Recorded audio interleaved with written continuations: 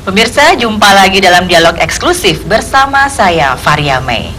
Bicara soal kepemilikan aset Pemkot Kota Surabaya, hal yang menjadi sorotan saat ini adalah banyaknya aset Pemkot yang lepas dan diklaim sebagai hak milik pihak swasta. Hal ini menjadi tanda tanya besar bagi masyarakat. Apa yang sebenarnya terjadi dan kenapa hal ini bisa terjadi? Nah, berkaitan dengan permasalahan itu, saat ini saya sudah bersama dengan anggota Komisi C DPRD Kota Surabaya. Ada Bang Vincentius Awe bersama dengan saya. Dan kali ini kita akan bicara tentang banyaknya aset Pemkot yang hilang. Baik, apa kabar Bang Awe? Alhamdulillah sehat. Iya, Bang Awe, Ya. bicara soal banyaknya aset Pemkot yang hilang, sebagai anggota DPRD bagaimana Anda menyikapi hal ini? Ya, jadi harus kita ketahui bersama dulu bahwa persoalan ini kemudian mencuat di berbagai media terkait dengan Ibu Risma mendatangi KPK untuk mengajak jajaran samping termasuk KJRI Surabaya untuk hadir dan melihat lebih dekat lagi terkait dengan persoalan sengketa tanah ataupun aset-aset tanah yang diklaim oleh Pemkot terancam terlepas satu persatu. Nah, kita ketahui bahwa sampai hari ini kurang lebih sudah 11 aset Pemkot yang terancam terlepas. Belum lagi ada tambahan 2 lagi yang akan mengalami gugatan dari pihak swasta kepada Pemkot. Nah, salah satunya kita lihat di sini adalah PDAM Basuki Rahmat, lalu PDAM di Mustopo, lalu kemudian juga Gedung Pancasila di Indragiri, juga ada Kolam Berantas, lalu juga gedung Satpol PP, bahkan juga Taman Makam Pahlawan Masjid Sungkono, lalu juga Ikhlas, kemudian terakhir Upajiwa. Nah, Upajiwa ini masih hangat, jadi memang ini harus ditelusuri sedemikian rupa. Yang saya lihat adalah tidak tertibnya administrasi yang ada di Pemerintah Kota Surabaya. Kita harus akui bahwa saat ini Pemkot sangat lemah dalam hal aspek legalitas yang dimiliki. Jadi seperti contoh tadi dikatakan bahwa diklaim oleh pihak lain. Bisa saja Pemkot yang mengklaim pihaknya mereka. Dan ketika kemudian itu dibawa ke ranah hukum, maka perkara perdatanya akan dilihat siapa yang memiliki data formal. Persoalannya adalah Pemkot saat ini sangat lemah dalam sisi data formal, sehingga rawan gugatan. Setiap saat ketika digugat, Pemkot tidak mampu menunjukkan aspek legalitasnya, maka itu terancam akan terlepas. Begitupun saya melihat ada begitu banyak sertifikat aset tanah Pemkot sampai hari ini kurang lebih menurut data teman-teman Komisi A itu ada 6.711 aset yang dimiliki Pemkot. Namun harus kita ketahui, ini yang sempat membuat saya terkejut juga dari data Komisi A bahwa hanya yang dimiliki sertifikat hanya 675 yang memiliki sertifikat. Berarti ada 5.000-an aset Pemkot yang dikatakan milik Pemkot tidak memiliki sertifikat. Padahal sertifikat itu penting sebagai dasar hukum, sebagai kekuatan hukum. Nah, berarti saya membayangkan, jangankan hanya 11 ini, bisa-bisa 5.000-an lagi nanti terancam satu persatu juga terlepas. Kenapa? Karena belum ada sertifikasi. Dan yang menurut saya agak konyol ini, Dinas Pengelolaan Bangunan dan Tanah itu telah memiliki anggaran untuk mensertifikasi aset, tapi target mereka setiap tahun 40. Saya membayangkan gini, kalau setiap tahun targetnya hanya 40 aset yang disertifikatkan, berarti ada 5.000-an yang belum. Nah, kalau 5.000-an dibagikan dengan 40, kan ketemunya bisa 100 lebih tahun baru selesai. Kalau setiap tahun 40, bisa-bisa 100 tahun lagi baru selesai. Berarti kita harus siap aja.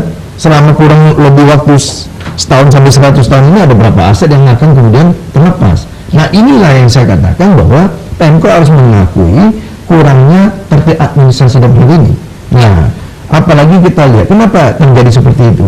Ini kita lihat riwayat atau peristiwa yang terjadi ketika aset ini sampai di tangan Pemkot. Iya. Tentu ada banyak hal yang terjadi, misalnya contoh bahwa dulu zaman penjajahan, kemudian aset-aset itu dinasionalisasi, kemudian dimiliki oleh Pemkot. Tapi dalam proses nasionalisasi ini kan ada kadang-kala tidak tertib administrasi, sehingga ada pihak-pihak tertentu kemudian melepaskan dengan cara-cara yang tidak benar, bisa oknum pejabat saat itu, bisa saja. Belum lagi kita lihat ada tanah kas desa yang dulu dikuasai oleh Pamong. Nah ini juga dengan peraturan yang terbaru otomatis dia menjadi milik asetnya pemerintah, pemerintah kekayaan negara, lalu kemudian dititipkan oleh kepala daerah untuk sebagai aset daerah yang dititipkan oleh negara. Ini juga ketika peralihan ini juga banyak sekali yang tidak tertib administrasi, sehingga saat itu zaman pemerintahan yang dahulu kita nggak tahu zaman pemerintah siapa, itu bisa saja dengan mudah mereka melihat ada celah-celah, ada serah terima, ada celah, atau sengaja dibuat kabur abu-abu sehingga memudahkan untuk pelepasan kemana saja. Nah kita tahu betul lah pemerintah lama itu kalau misalnya ada pelepasan aset atau rusyah, tukar guling, itu bisa sangat berpotensi terkait dengan dugaan atau potensi korupsi, itu bisa terjadi, sangat bisa terjadi. Dan pembebasan lahan saat itu kalau bicara dari sisi aspek legalitas, dari aspek hukumnya ya mungkin sah, artinya dari sebuah aset yang mau dilepaskan oleh pemerintah saat itu harus sepersetujuan dari pemerintah kota dan DPRD saat itu. Nah, sehingga dari sisi aspek legalitasnya, aspek hukumnya tidak melanggar karena dua-duanya sudah menandatangani. Tapi ada banyak kemungkinan kita tidak tahu bagaimana proses pembebasan, kenapa bahan ini dibebaskan, ya kan? Nah, bisa saja kita tidak tahu peristiwa saat itu bagaimana. Yang kita tahu dari sisi data formal bahwa sudah disepakati oleh kedua belah pihak. Tapi saat pembebasan mengandung unsur-unsur yang tidak baik juga bisa saja. Nah ini kan perlu ditelusuri lebih jauh, ya kan? Nah belum lagi kita lihat saat ruslak, ya kan? Karena ruslak kita tahu bahwa aset Pemkot itu pemerintah kotanya ada di tengah kota misalnya. Lalu pengembang ada di pinggir-pinggir, sekitar-sekitar di pinggiran kota. Bisa saja demi sebuah perkembangan, kemajuan, kemudian mereka menukar ruslak, tukar guling aset mereka yang di pinggir kota untuk mengambil yang asetnya Pemkot, lalu Pemkot dapatnya pinggir, ya kan? Nah itu banyak terjadi saat itu. Nah di pinggir-pinggir itu kita nggak tahu, ya kan? Di pinggir itu karena mereka hanya menunjuk ini di daerah sini, tapi titik koordinatnya dari mana ke mana tidak tahu. Ya kan? Jelas ya, tidak jelas. Makanya saya bilang tidak tertib administrasi, ya kan? Nah oleh karena itu saya selalu menghimbau kalau bisa memang diinventarisir lagi seluruh asetnya Pemkot, mana yang belum, mana yang sudah. Jika yang belum sesegera mungkin lah, kemudian bagaimana disertifikasikan. Ya, karena ini penting.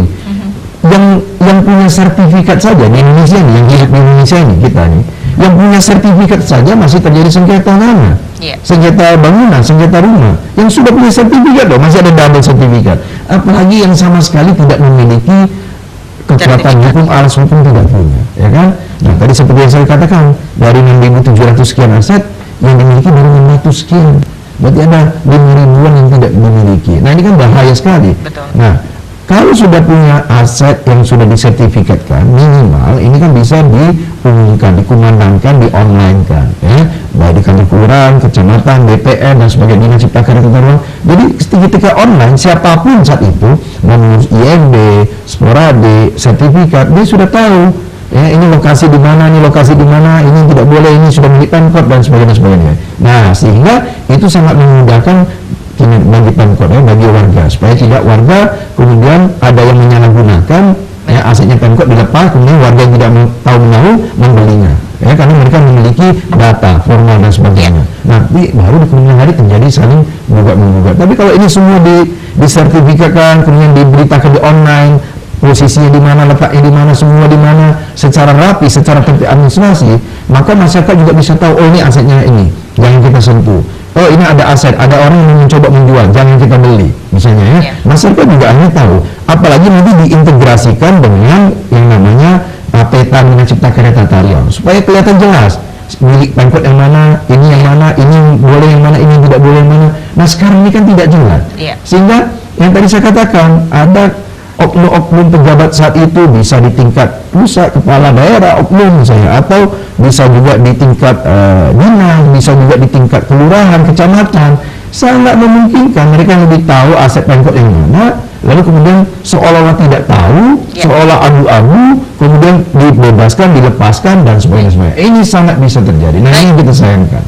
Baik Bang Awe, kita tahan dulu, kita akan lanjutkan lagi nanti. Dan pemirsa, kita akan lanjutkan lagi perbincangan kita setelah jeda berikut, tetap di Dialog Eksklusif.